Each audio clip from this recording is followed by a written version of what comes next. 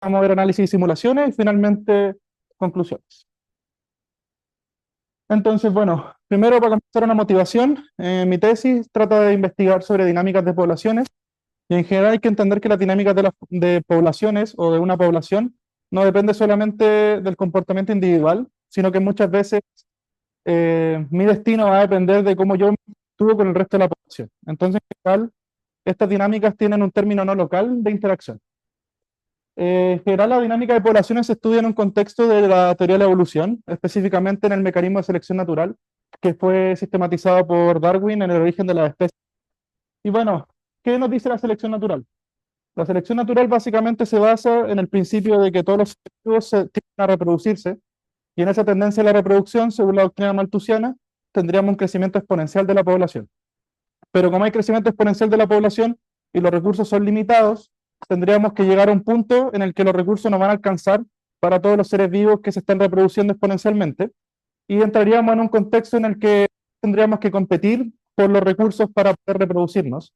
Y eso se denomina lucha por la existencia, ¿sí? En general, la lucha por la existencia enmarca todo en que los seres que son más similares, los que son específicamente similares, van a estar en un contexto de competencia fuerte entre ellos. Y bueno, mi tesis trata sobre cooperación. Entonces, en este contexto, ¿cabe que hay algún lugar para la cooperación? Y la verdad es que sí, porque Darwin, como también otros investigadores de esa época, como Kropotkin, mencionaron que la lucha por la existencia se usa en un sentido amplio.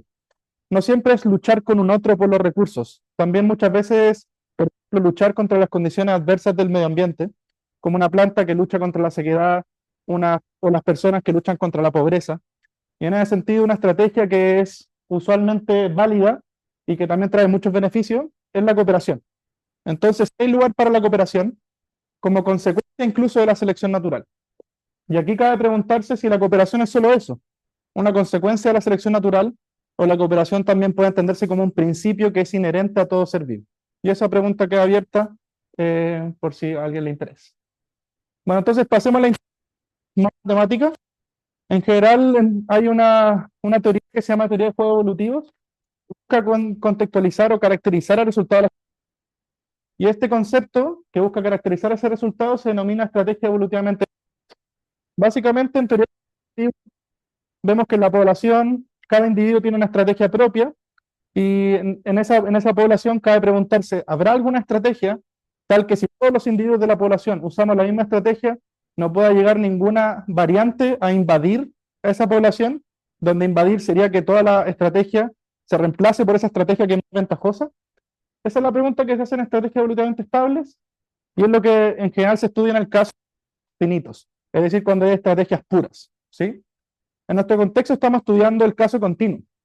Entonces, el paso desde la estrategia evolutivamente estable en el caso finito al caso continuo es tan trivial, porque en general, bueno, este concepto ha sido trabajado en una ecuación específica que se llama la ecuación del multiplicador, y esa ecuación del multiplicador tiene siempre una otra representación que se denomina las ecuaciones de Lotka-Volterra, y en las ecuaciones de Lotka-Volterra estamos en el contexto de dinámicas de poblaciones.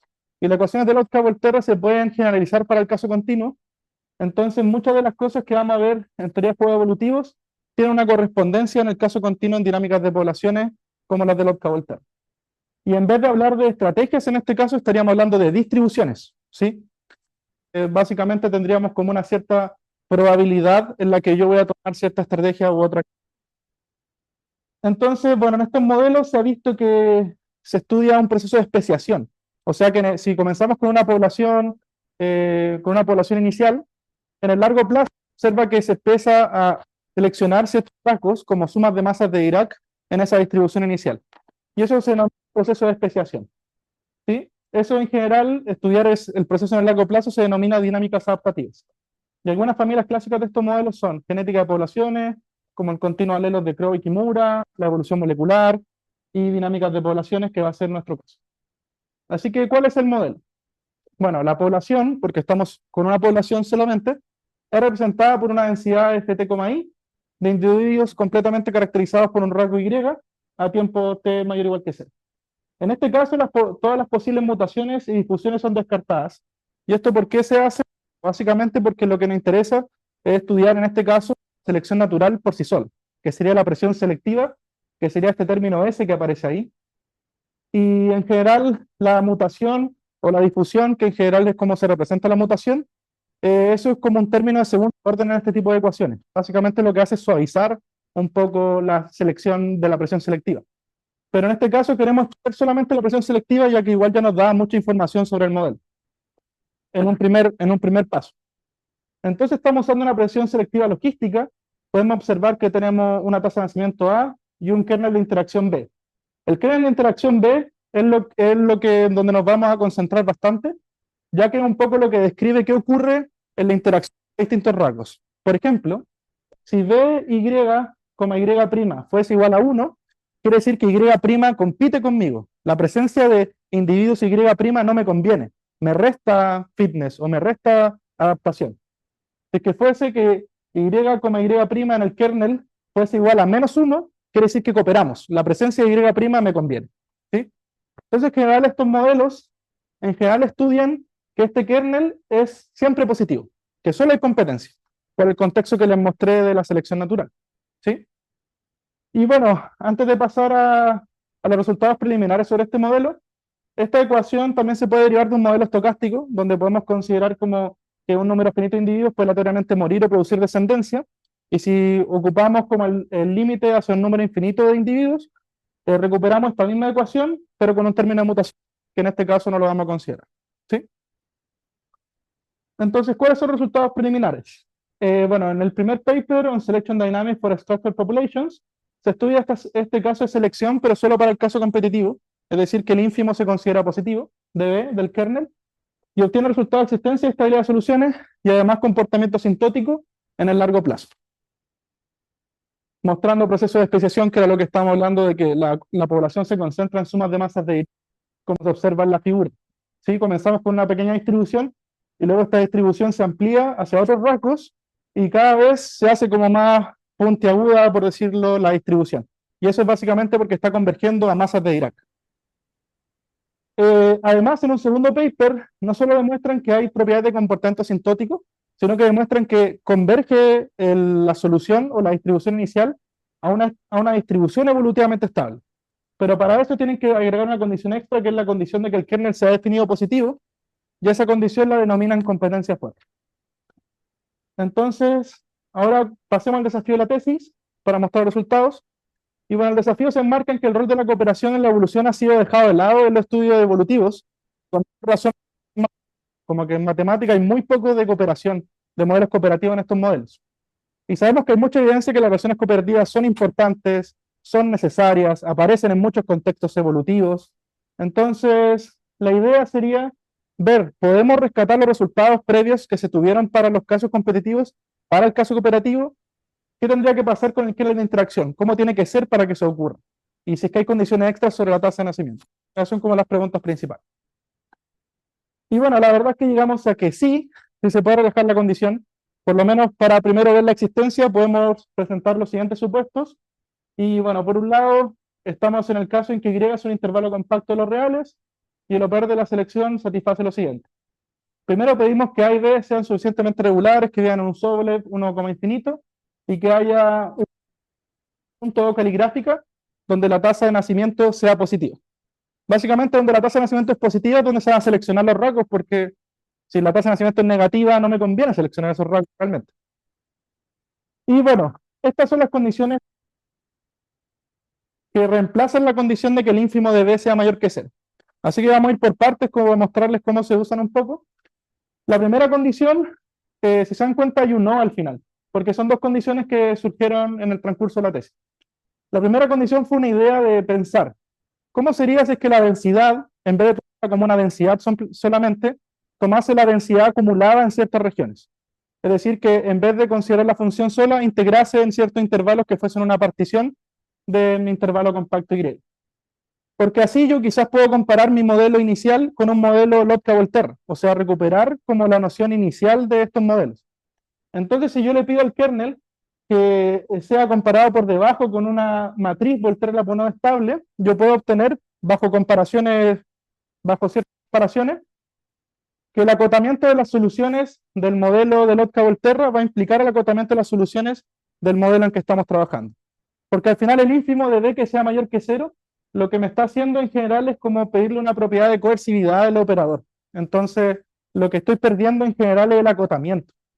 Por lo tanto, lo que más nos importaba satisfacer ahora eran propiedades que me pudieran garantizar el acotamiento. Y la gracia de comparar con estas matrices Volterra-Lyapunov estables es que en particular matrices son las definidas positivas Volterra-Lyapunov estables, y tenemos casos de matrices definidas positivas que cambian de signo, es decir, que permiten y que además mantienen el acotamiento de la solución. Así que esto ya nos garantiza bastante ejemplos. En un segundo transcurso de la tesis, me di cuenta que también el kernel se puede representar como su parte simétrica y su parte antisimétrica. Entonces, si es que yo le pido ciertas cosas a la parte simétrica, también puedo garantizar que haya acotamiento de la solución. Básicamente esto es seguir que la parte simétrica tenga una parte positiva y que además tenga una parte que sea semidefinida positiva que cambie de signo. Básicamente con esas dos condiciones, yo puedo garantizar que también tenemos ejemplos que cambian de signo que mantienen el acotamiento de la solución. Y es básicamente porque uno aquí va a estudiar el modelo completo, es decir, la densidad en L1. ¿Sí? Al estudiar la densidad en L1 yo puedo demostrar que está acotada en L1 y como tengo que son soluciones continuas, tengo acotamiento en general. Pero estas condiciones son básicamente para el acotamiento. Entonces pasemos al primer teorema. Teorema de acotamiento, existencia y estabilidad de soluciones. En primer lugar, la primera propiedad es lo que ya les explicaba, con esas técnicas puedo obtener soluciones. La segunda es que para toda condición inicial tengo una solución continua a valor en L1. Y eso se obtiene básicamente porque puedo ocupar teorema punto fijo de Banach y ahí extraer un punto fijo. En la tercera parte queremos una propiedad de estabilidad que en realidad es como una propiedad de continuidad respecto a la condición inicial. Y con eso básicamente obtengo unicidad y se obtiene directamente, bueno, no tan directo, pero usando el lema de Gromwald. Y en una segunda parte, también si es que yo parto con la condición inicial CTP en un conjunto medible, esto se mantiene para todo tiempo, y eso también se obtiene usando el lema de Gromwald, pero hacia el otro lado. Bueno, esa condición de la matriz, como ven, igual es rara, entonces mi idea principal es cómo aplicar esta condición, cómo verla de otra forma que sea más simple, porque es difícil agarrar cualquier kernel y ver que hay una matriz Volterra-Lyapunov estable. Pero me di cuenta que está este conjunto de ejemplos que cumplen esa condición. Básicamente, si tenemos una función estrictamente decreciente phi, tal que phi en la mitad del intervalo es mayor que cero, y además el kernel es radial estrictamente decreciente respecto a la diagonal, es decir, que el kernel está definido respecto a phi, yo tengo los mismos supuestos, puedo de eso demostrar que existe una matriz Volterra-Lyapunov estable para mi sistema por debajo, que es básicamente la matriz de ínfimos del kernel, y con eso puedo recuperar los supuestos anteriores y tener las mismas conclusiones del teorema. ¿Sí? El corolario de diagonal pues. Lo que en realidad nos interesa más, que es el comportamiento asintótico en el largo plazo, porque queremos estudiar en el largo plazo, no quizás tanto las cosas que ocurren en escalas muy pequeñas, pero sí era importante primero tener existencia al menos. En este caso vamos a hacer un cambio de variable, vamos a llamar t' igual t partido por epsilon, y con eso vamos a tener la siguiente familia de ecuaciones. Y además vamos a definir R epsilon, que va a ser básicamente como el exponente de la solución F epsilon. ¿Sí? Básicamente ese exponente súper importante nos va a definir la noción de fitness, que es súper importante en teoría evolutiva, para obtener las propiedades de dinámica adaptativa y teoría de juegos que había mostrado. Bueno, básicamente la idea de esto es tirar el epsilon a cero y estudiar qué ocurre en el largo plazo. ¿Sí? Básicamente para esto tengo que agregar un supuesto nuevo, que este es un supuesto de mi tesis también, que básicamente si es que yo tengo una tasa de nacimiento negativa, quiere decir que todos compiten conmigo. ¿Sí? Y un supuesto importante para asegurar que los rasgos que se seleccionan no sean rasgos de tasa de nacimiento negativa. Porque con una cooperación puede pasar que también podría ser alguna tasa de nacimiento que tenga ese rasgo y eso es complicado o complejo para definir bien el fitness. Así que, ¿cuál es el teorema? Bueno, este es el teorema del comportamiento asintótico de las soluciones. Vamos a ir por partes porque igual tiene varias cosas, pero en general ya sabemos que para cada epsilon podemos definir una f epsilon solución por el teorema anterior.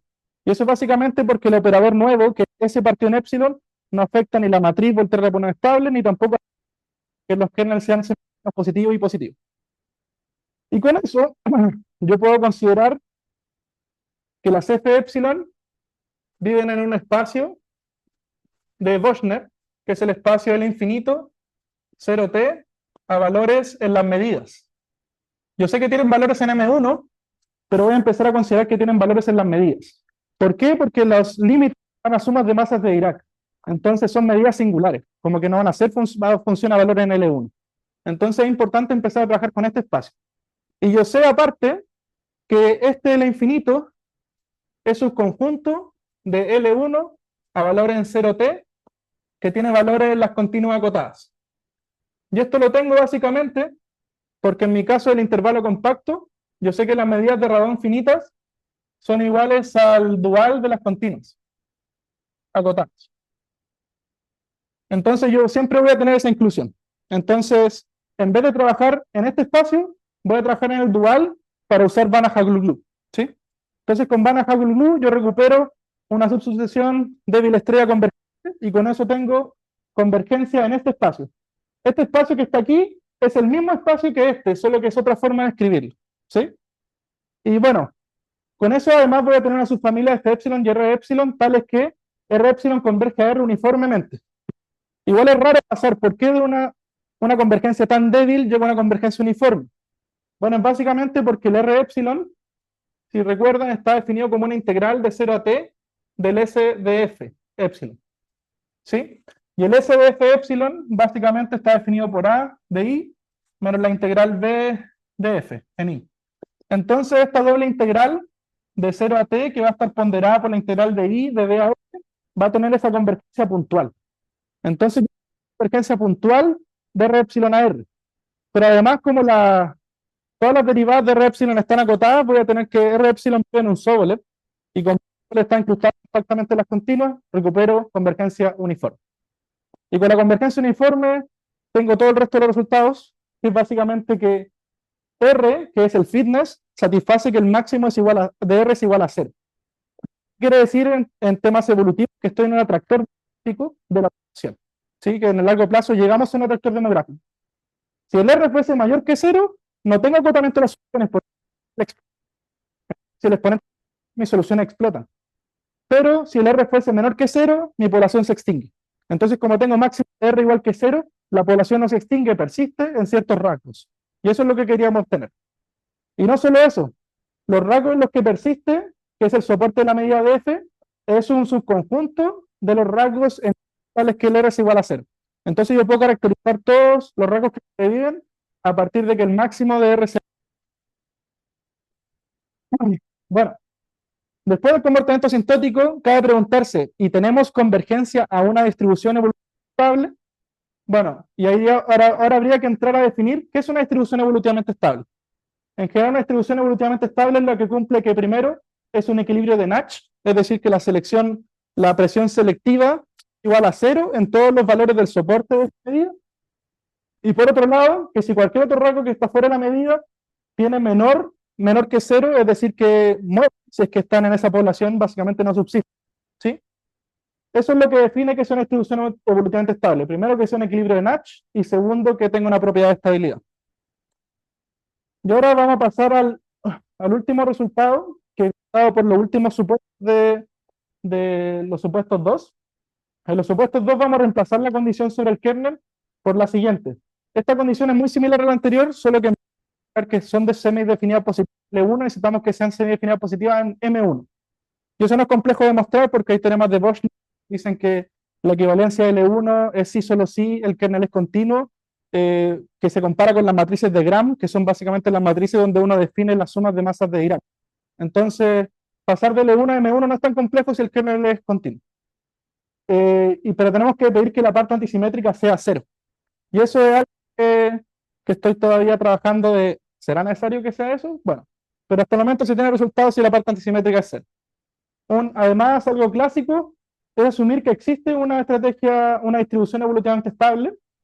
Esto se tiene de hecho en un teorema en un paper para el caso competitivo, pero está súper enredado y complejo, todavía no logro comprender si es que se puede extender este caso, así que por el momento lo dejo como un supuesto, al igual que ellos hicieron en uno de sus papers. Y la última condición básicamente se ve rara, pero lo que pido es básicamente que la condición inicial permanezca en el soporte de la medida de la estrategia de la distribución evolutivamente estable. Finalmente tenemos teorema de convergencia de una única SD.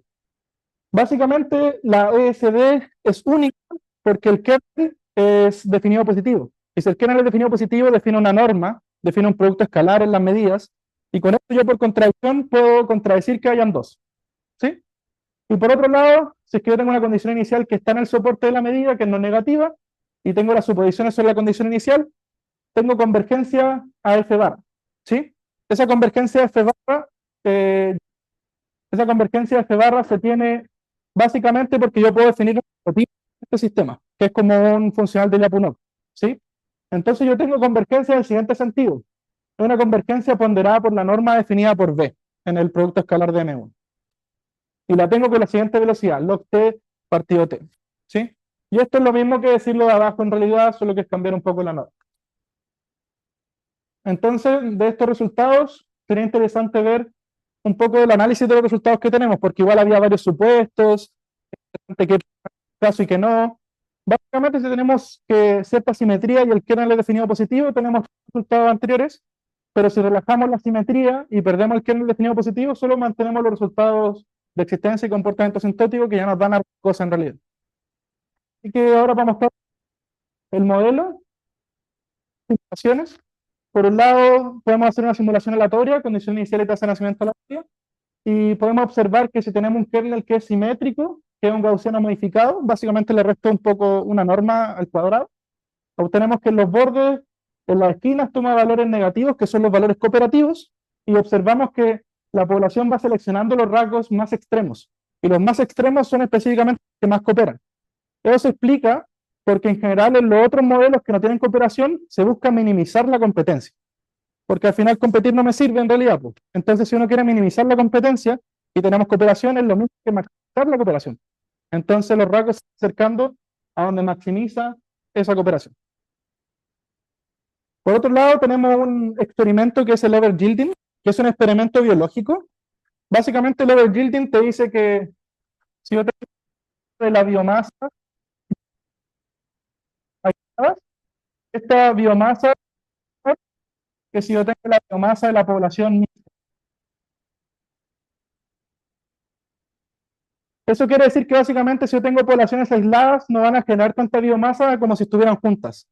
Si lo observan, en la primera simulación no le pasa nada a esos rasgos, se mantienen a la misma distribución, la segunda lo mismo, pero si es que yo coloco las dos al mismo tiempo, se observa que cada vez selecciona los rasgos más cooperativos, y eso aumenta su biomasa también.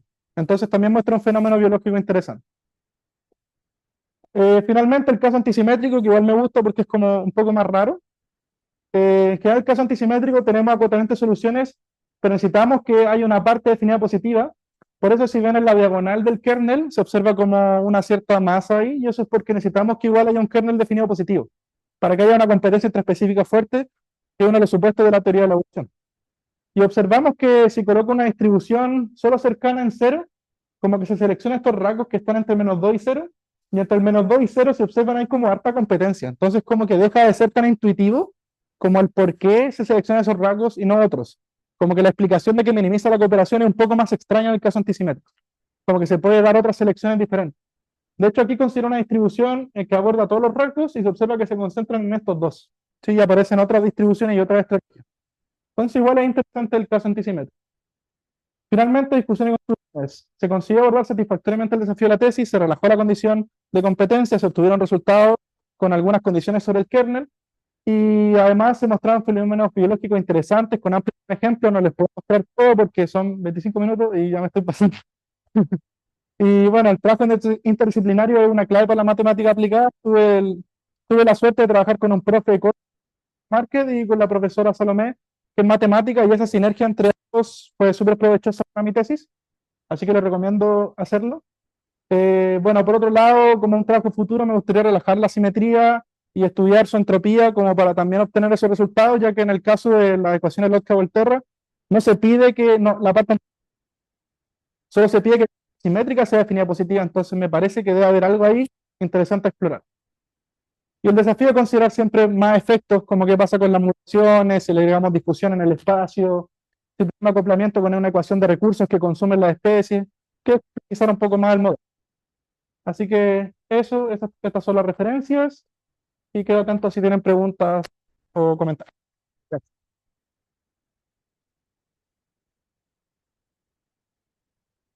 A ver, vamos a ver. Estuvo súper interesante. Ahora abrimos el espacio para las preguntas que puedan haber. Yo tengo caleta de preguntas. Ya, bueno, pero por el tiempo, déjame hacer dos cortas. La primera es, entiendo que la estrategia, evolutivamente estable, tú ya pasaste como un sistema de como Minfield, como de campo medio, pero quiero retroceder un poco al como caso discreto y Sí, preguntarte el tipo de estrategia que se ocupa ahí, ¿qué tipo es? ¿Como se elige desde un principio? ¿Es feedback o tomas todo el registro histórico para decidir qué hacer? tú dices cómo encontrar cuáles son las... O sea, ¿cómo se define la estrategia?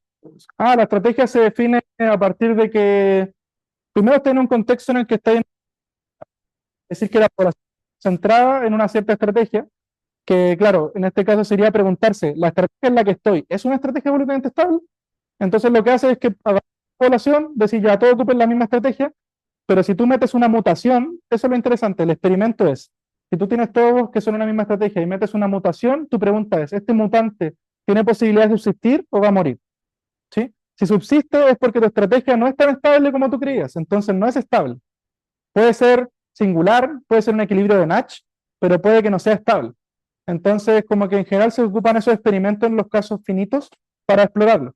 En el caso continuo es casi imposible hacer eso, como que necesitas una definición de fitness para encontrar quizá otros operadores que te expliquen cuáles son las estrategias. Pero en el caso discreto podría hacer experimentos que te dicen cuáles son en tiempo finito.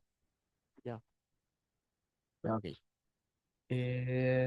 Lo segundo es una cosa de las simulaciones, como Vale. que dijiste que se creaban nichos, que se Eh, crean como segregaciones, como cosas muy distintas, el caso antisimétrico. ¿sí? ¿Sí? ¿Podéis como dar un ejemplo de eso en poblaciones humanas? ¿Cómo qué significa? Sí, bueno, el caso antisimétrico tiene explicaciones humanas, por ejemplo. Podría ser una, yo la llamo interacción capitalista, porque que sea antisimétrico quiere decir que yo te coopero a ti, pero tú me oprimes a mí. Y es como raro, ¿por qué hago eso? ¿Por qué le ayudo a alguien que me está oprimiendo? Bueno, capitalismo.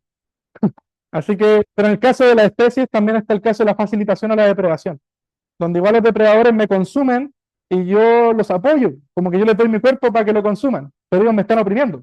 Entonces, como que se dan casos ecológicos donde hay antisimetría. Lo interesante es que este caso es una población. Estamos hablando de una única población, no de diferentes especies. Entonces, preguntar si en una población ya existe depredación o existen esos fenómenos son preguntas que igual me hago todavía y no he leído suficiente como para asegurarte que en una población estén eso. Con ese contexto el que estén como en los extremos que... En el contexto anterior, O sea, sí, con eso mismo como de que decís como depresión y ayuda, ¿cómo qué significan los extremos? Como- estos extremos de aquí, no, de hecho, los otros, la izquierda. Los, estos extremos esos son los que extremos. más cooperan del sistema. Pero sería como la gente que oprime mucho se junta contra ellos y la gente que está muy oprimida se junta contra ellos. No, porque este es el caso simétrico. Ah, El caso simétrico no pasan esas cosas raras porque es como, si tú me apoyas, yo te apoyo. Si tú compites conmigo, yo compito contigo. Se llama una estrategia que se ocupa en el dilema del prisionero que se llama tip for that. Si tú me haces eso, yo te hago lo mismo. ¿Cachai? sale pregunta. Gracias. Está bien, gracias. Gracias, Mati, por la presentación. Yo tengo una pregunta un poco naive. ¿Tú has visto en el caso competitivo modelos con difusión, ¿cierto? No te pregunto, o sea, no sé. ¿Has visto si agregarle difusión te ayuda a debilitar los requerimientos de, ¿cómo se llama? Simetría o coercividad del kernel? ¿O no pasa nada con eso? No, no sé si puede afectar al kernel, pero sí quizás podría relajar como que mi convergencia sea tan débil. Yo creo que eso lo podría relajar porque quizás se pierde las medidas singulares y como al suavizar con la difusión, como que igual mantendría distribuciones que pueden tener ciertas propiedades y pueden hacerme que la entropía sea más fácil de definir, porque la entropía en este caso singular igual se define de una manera extraña. No es como una entropía tan clásica, como que es decreciente y que está acotada por debajo y tiende a cero. No, como que no está acotado, de hecho tenés que ocupar una ponderación por arriba, entonces igual es como más complejo. Pero yo entiendo que la difusión siempre ayuda a suavizar. Entonces puede debilitarle algunas condiciones, pero igual, de todas formas, la difusión y la mutación es un fenómeno de segundo orden natural. Como que afecta, pero no tanto como la presión selectiva. Entonces, no sé si podéis debilitar la simetría, por ejemplo. Ya, gracias. Con eso. Vale, bueno. Bueno, vamos a cortar un poco la sesión de preguntas para que hacen las presentaciones que vienen, pues queda media hora cada una. Sí, está Así bien. que agradecemos a Matías por su presentación nuevamente.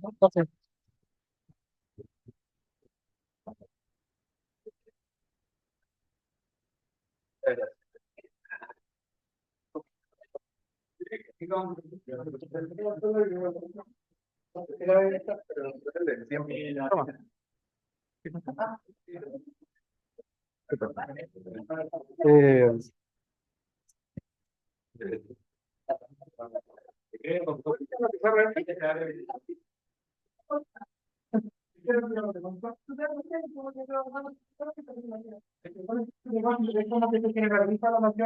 Disculpa.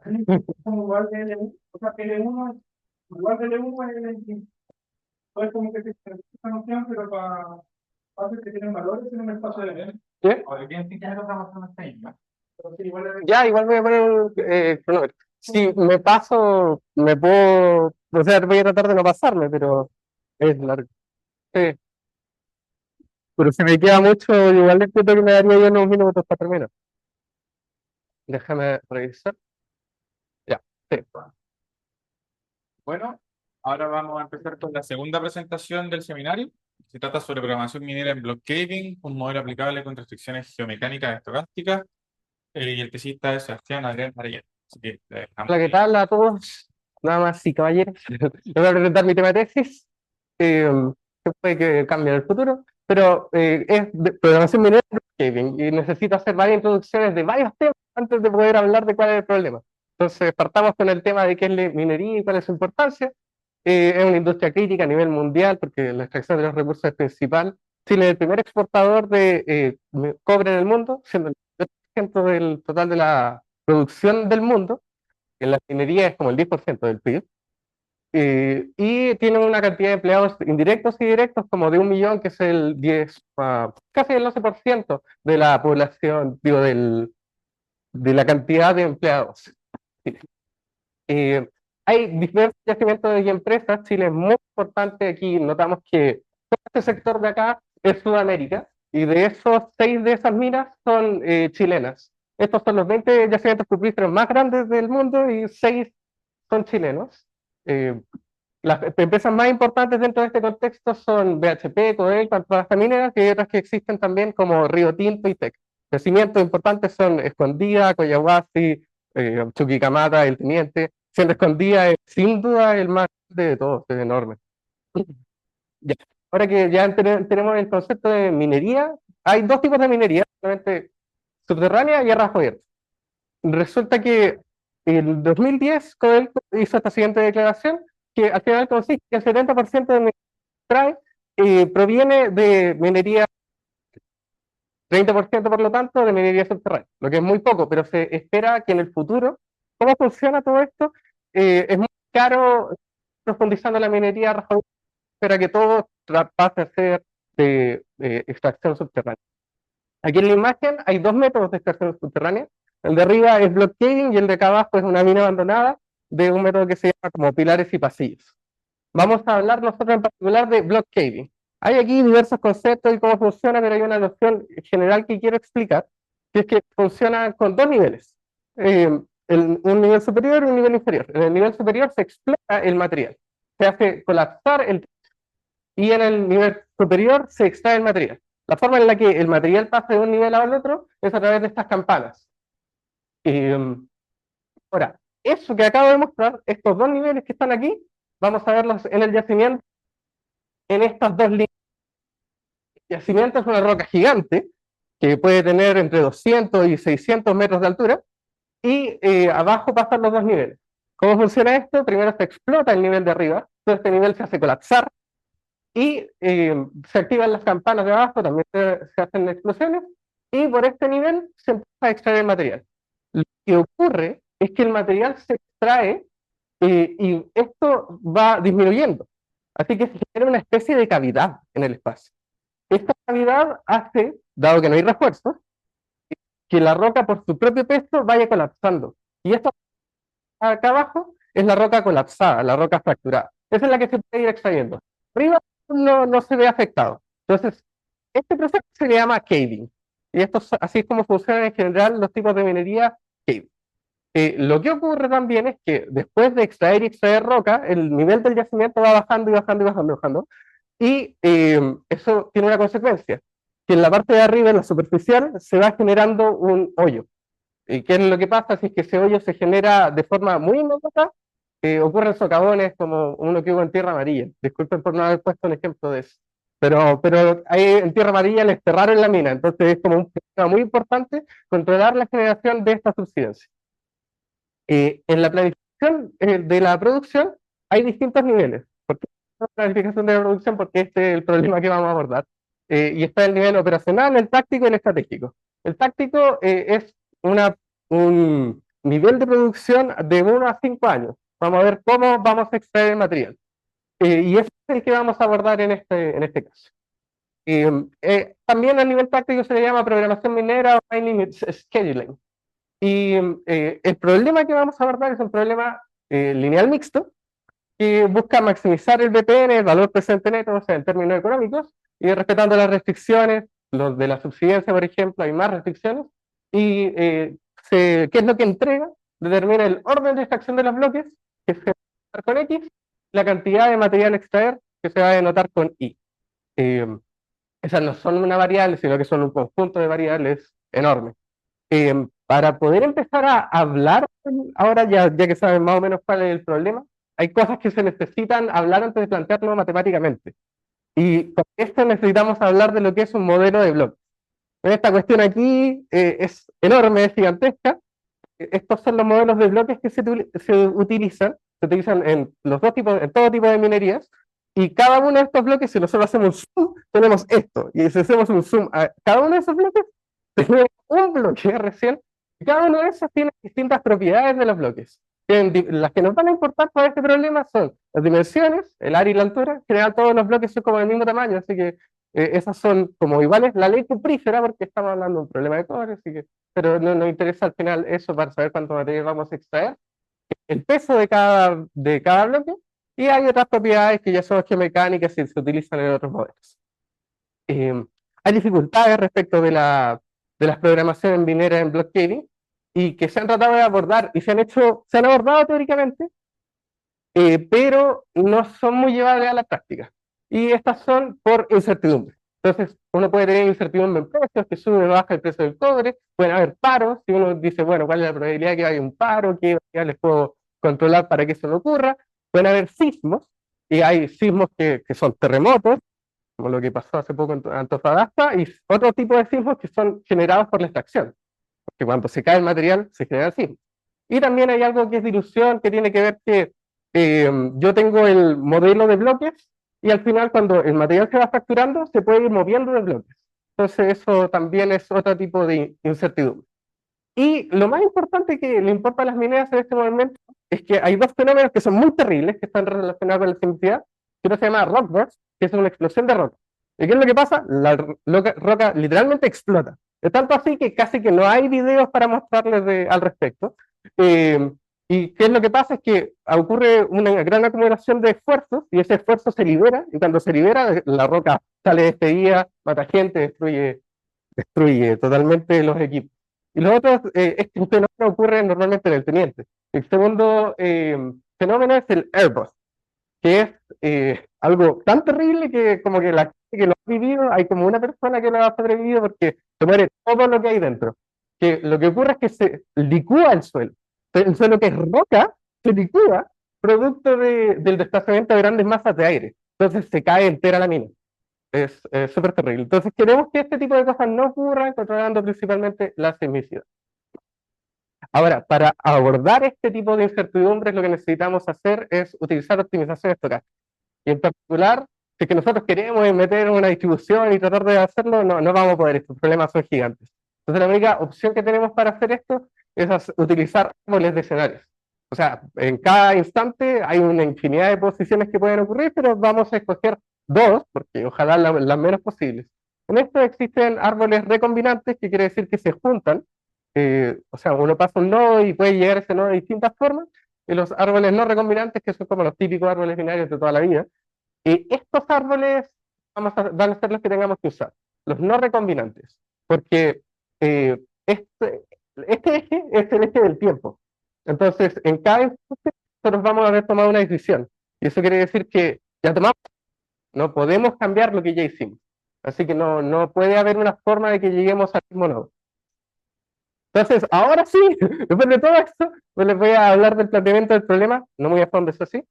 Y este es el problema que yo le voy a llamar problema original, que busca maximizar el VPN, y aquí tiene un ponderador de la probabilidad porque se va ponderando cada uno de estos escenarios. Todo esto son las variables de costo, y este delta T es la tasa de descuento. Hay un conjunto de restricciones, estas son como restricciones lógicas, estas son restricciones que vienen de la planificación estratégica, la que es como de a más años y nos dice cuánto tenemos que ir sacando.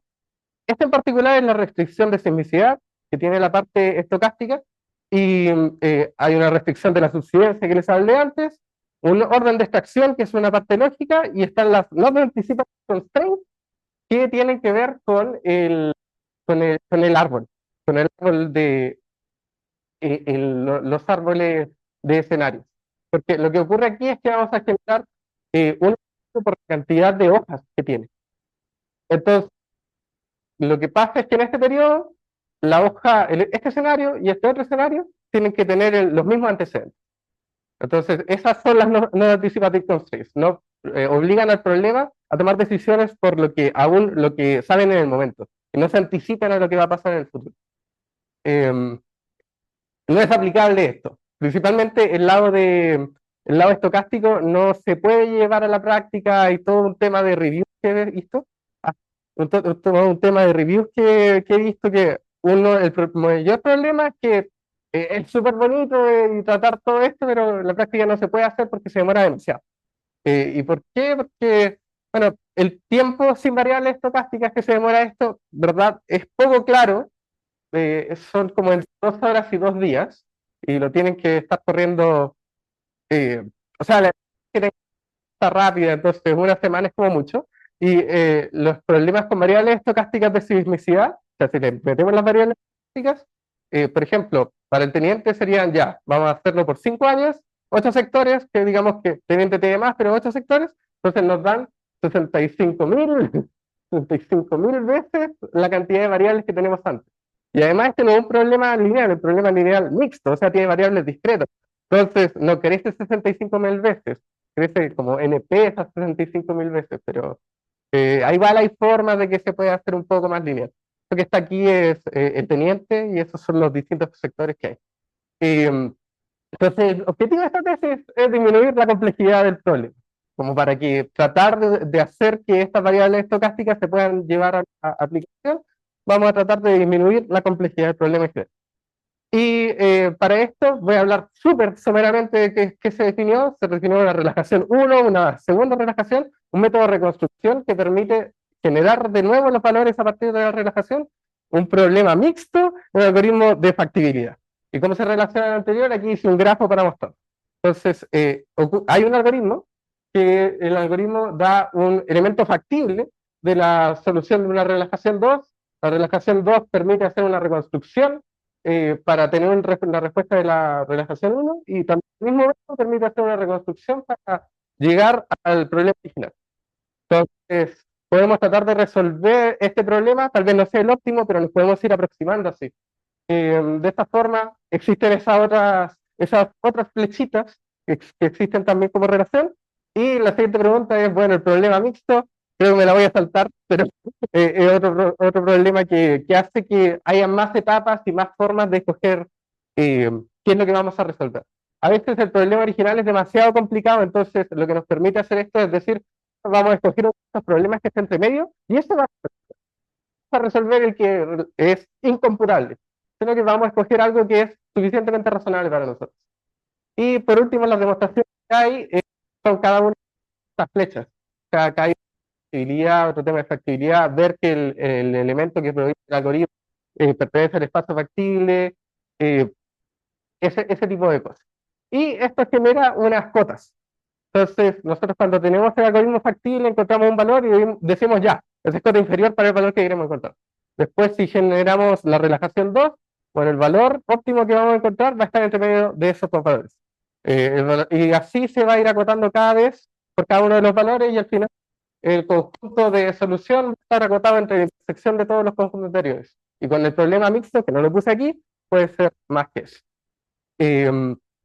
Finalmente, hay trabajos futuros que planeaba hacer en esta misma investigación, que es como restringir los parámetros mediante la solución factible minimal, problemas lineales, aplicación, o sea, tratar de programar esto y utilizarlo, una solución suficiente, ideal, análisis de sensibilidad, generar software con esto, pero hubo un cambio de planes de última hora, el 27 de junio, y ahora como que el modelo, la idea del modelo ya no es que sea aplicable, sino es que sea realista, porque resulta que estos modelos no los usan para tomar decisiones, los usan como ideas, de como por dónde irse.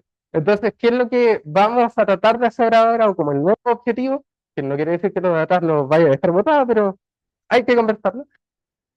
Ahora sea realista, o sea, que puedan aproximarse cada vez más a estos modelos hasta que se aproximen al problema original. Por eso gasté tanto tiempo en tratar de explicar el método, porque es muy difícil y los modelos normalmente no los interpretan. Y estos son los objetivos nuevos, que es como arreglar la restricción de sismicidad, porque en verdad yo me basé en un trabajo doctoral y las restricciones como que no tienen el máximo de los sismos posibles, sino que el promedio de los sismos posibles. Entonces eso no es aplicable, a nadie le sirve que restringe el promedio de los sismos. Utilizar investigaciones recientes para generar nuevas restricciones sísmicas y modificar la modelación del problema para que se asemeje más a la realidad y sea más utilizable. Y aquí está la referencia. Esa es mi presentación.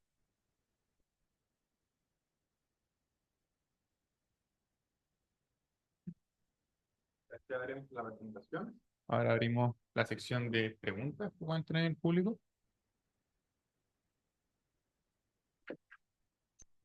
Bueno, bien, gracias por la presentación. Eh, Tengo dos preguntas. La primera, eh, entiendo que el operacional y el estratégico son cosas diametralmente distintas porque uno es como futuro y el otro son de verdad cosas que pasan en el día a día. O sea, pero lo que no sí. entiendo es la diferencia entre el táctico y el estratégico.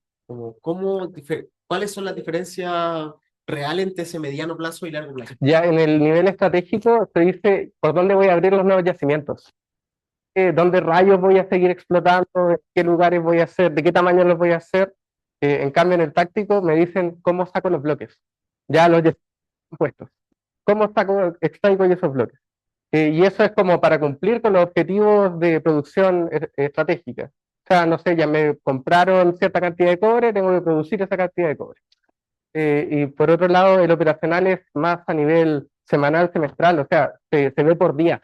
¿Cuánto tengo que sacar día a día? Entonces, esto. Este es por año, a veces por semestre, pero ya. Es como cuál es mi objetivo en este periodo. ¿Y las personas que están a cargo del táctico y del estratégico son las mismas o son...? No, son distintas. Ya. Sí, son personas distintas. Ya, porque son temas muy distintos al final. Hola Adrián, muchas gracias por ¿Qué tu tal? presentación, estaba muy interesante.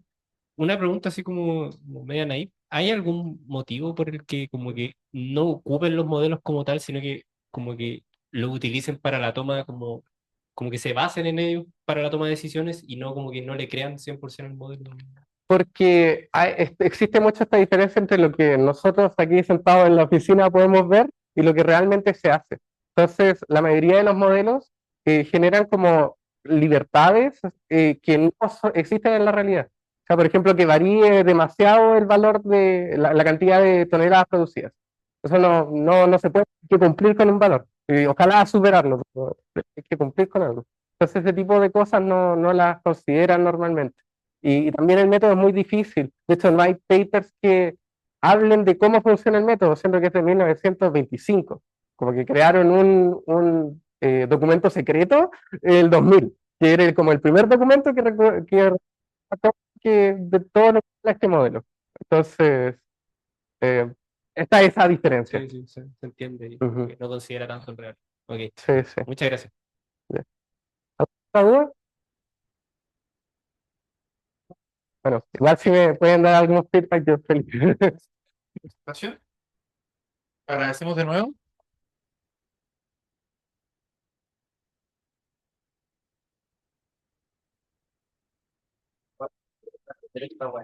Ah,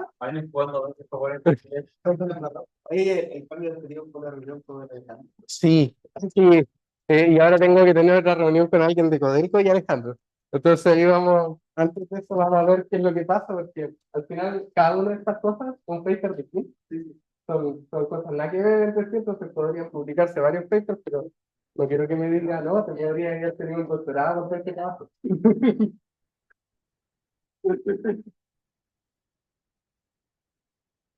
Pero vamos a ver, seguro que esto sigue por el mismo camino. Te vamos a garantir cuando queden 5 minutos. Pero igual la mía es cortita.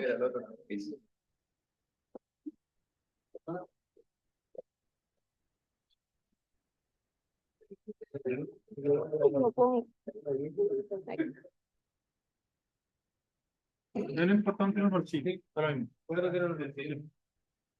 Y ahí lo pongo. Ok, ahora vamos a empezar con la tercera presentación del día, que es Rocío Yáñez, y que va a hablar del desarrollo y evaluación de métodos de Machine Learning para la predicción y anotación de variantes. Así que adelante nomás. Este para cambiar.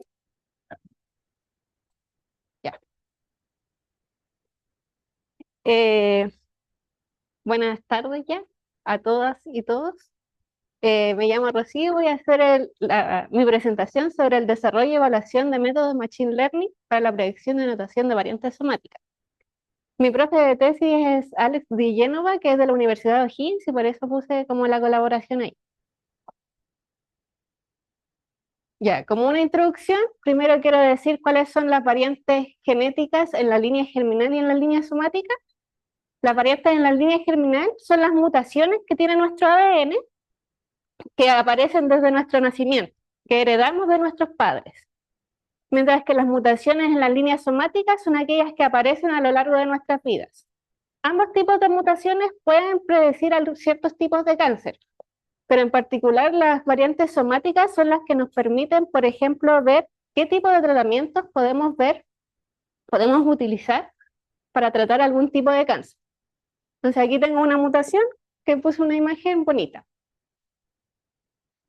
Después hacemos un llamado de variantes. Para explicar lo que es un llamado de variantes es cuando nosotros analizamos el ADN. Por ejemplo, tenemos dos tipos de llamado de variantes, el tumor normal y el tumor only. El tumor normal es cuando tomamos una muestra de tejido normal, que sería como estas células de acá, y una muestra cancerosa. Y comparamos ambos tipos de ADN, donde tenemos un ADN de referencia, que va a ser el de nuestro ADN normal, y el ADN del tumor. Mientras que las muestras tumor only solamente extraemos muestras de tumores. ¿Ya? Para hacer el llamado de variantes, utilizamos a lo largo de la tesis una herramienta que se llama Deep Somatic, que en realidad hay varios tipos, hay otros algoritmos para hacerlo, pero utilizamos este. Y el primer objetivo es analizar el llamado de variantes en métodos tumor only. Es evaluar cómo se comporta Deep Somatic cuando hacemos este tipo de llamado de variantes. Este es un primer objetivo.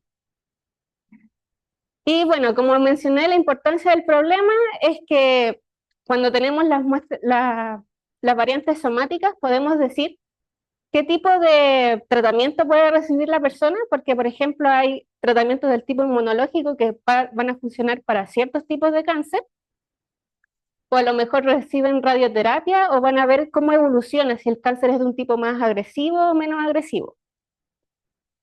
Además, como se extrae solo una muestra, va a ser un poco menos invasivo para el paciente y finalmente se reduce el costo, que en realidad no se reduce tanto por algo que estuvimos hablando con el profe Alejandro una vez, pero Bueno, se reduce ciertamente el costo un poco al solo tener que codificar una muestra. Ya, entonces cuando yo llegué, lo primero que me pasaron fue un trabajo que hizo una niña que se llama Noemi Gómez, que hizo un random forest para hacer el procedimiento. Tenía 40 muestras de exoma de tumor normal chilenas, indias y coreanas, que estaban puestas al azar. Y 28 muestras de exoma chilenas tumor only. Este es el conjunto de entrenamiento y el conjunto de validación. Y tenía esa cantidad de features, que son 7, que son muy poquitos. Entonces tenía un problema de clasificación binaria que tenía ciertas dificultades, porque había ruido, el desbalance de los datos, que lo voy a mostrar más adelante, y baja dimensión informativa, que me refiero a la baja dimensión de features. Ya, entonces aquí puse el problema de una forma más formal, donde tenemos una tasa de aprendizaje supervisado para ver si tenemos variantes somáticas o no. Y aquí anoté la representación matemática, que tenemos un conjunto de features, tenemos una variable objetivo que va a estar entre 0 y 1, y queremos ver la probabilidad de que esté en cada clase. Estas son las muestras de tumores de vesícula biliar, que son las que yo voy a trabajar. Eran 40 las que trabajaron en un inicio, yo voy a trabajar con 139 muestras, más 21 muestras chilenas de genoma de tumor normal. Para que se entiendan, las muestras de exoma son las muestras del ADN que están relacionadas con la codificación de proteínas, mientras las de genoma son como el ADN completo. Tenemos 7 muestras chilenas del genoma tumor only, es decir, solo tenemos muestras de tumor, y 28 muestras más que van a ser el conjunto de validación, que es el mismo que teníamos antes.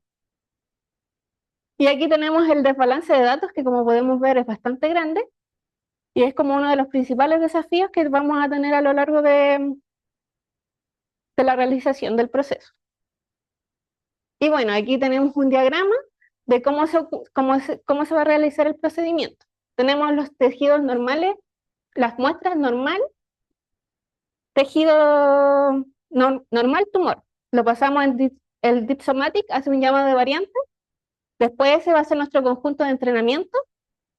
Y luego vamos a aplicar los modelos, que en este caso voy a usar Random Forest, TabNet, XGBoost, LikeGBN, y ocupé una red neuronal que planeo cambiar más adelante por un nuevo algoritmo que se llama TabR. Y con eso vamos a aplicarlo en las 28 muestras de exoma y vamos a tener las variantes somáticas. Ya, aquí tengo las features iniciales y aquí voy a dejar más o menos las features como las fui aumentando. Básicamente lo que hice fue empezar como a mezclar las features que teníamos antes, como el radio, cosas así, o sacar información extra que teníamos de un BCF. Que un BCF es un tipo de archivo especial para hacer el llamado de variante.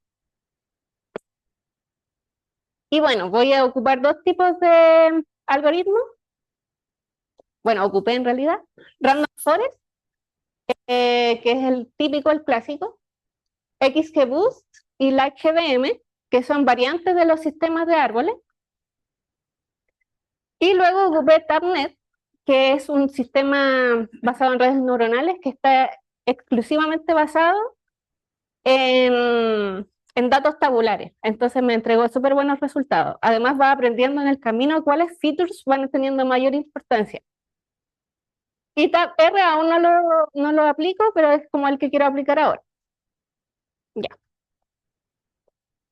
Y bueno, aquí les puse como lo que iba a poner para evitar el sobreajuste. La poda de árboles, lo típico. Baja dimensionalidad. Y para la validación ocupé validación cruzada, que es como ver uno a uno los casos de nuestros parámetros. Y también estoy usando Optuna, donde Optuna te dice como una validación de hiperparámetros, pero usando estadística bayesiana, que me pareció interesante y creo que los métodos más nuevos lo ocupan.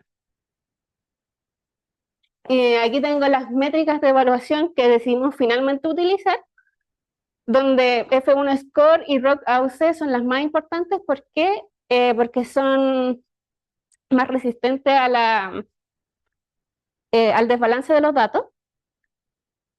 Y aquí tengo unas pocas muestras que hice hace poco, que ahora quería mostrar más, pero justo se echó a perder el computador como grande donde trabajo, así que no lo pude usar. Y bueno, vemos que Random Forest quedó como abajo en general. Bueno, sin estar en Roca UC con TabNet.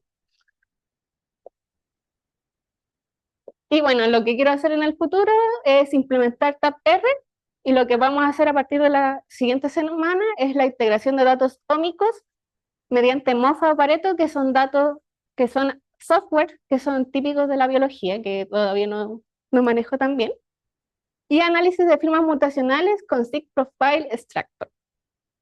Y eso.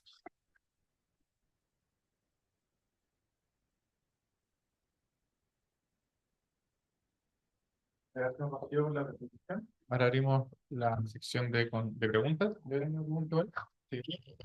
No, ahí está, espérate, vamos. Mi pregunta es con el modelo que estás trabajando. Ujú, En un momento mencionas la cantidad de datos que tiene, la cantidad de muestras. ujú. El volumen de muestras no es, o sea, digamos, es un volumen chico de muestras. ¿No creen que eso es como, puede como overestificar Es la que, puesta musical las es, predicciones que hacen? es que son 139 muestras, pero cada muestra tiene muchas variantes. Entonces al final tenemos como 256.000 variantes, Ah, creo, en cada muestra. ok, sí. Y cuando vi que eran 138 muestras, me asusté, porque igual Claro, este tipo de cálculo al final es poca data, ¿no es cierto? claro. Bueno, ok, eso queda claro. Gracias. Ujú. Sí, muy buena presentación. Yo te quería preguntar respecto al desbalanceo de los datos, como si pensaban ocupar alguna técnica tipo oversampling o cosas así como para atacar ese problema también. Por ahora lo que estamos haciendo es simplemente como tomar, como por ejemplo en el Random Forest, como hay como una cosa especial que te dice como elige los datos de acuerdo al desbalance. Pero sí, en teoría ahora tengo que hacer como todos estos experimentos como para ver el desbalance de datos. Súper.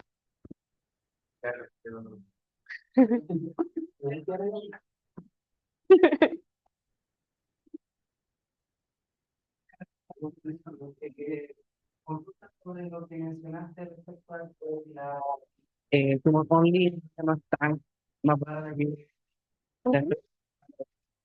no se puede ir como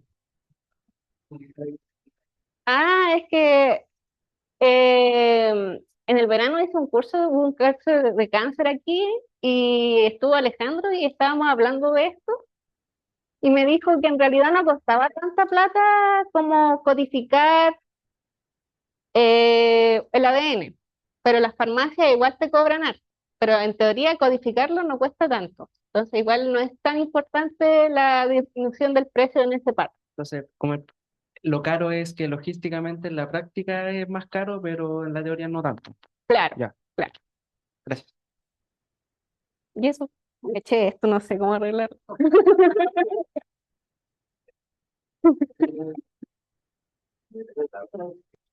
Ya. Bueno, agradecemos a Rocío por la presentación. Eh, Damos por concluida la 11ª sesión del seminario. ¿Cierto? Muchas gracias por venir, la gente en Zoom y presencial.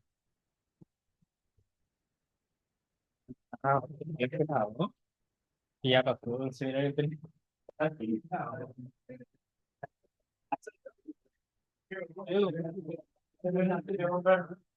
Pero como esta semana es semana, necesitan las sillas, ayer estaba, pero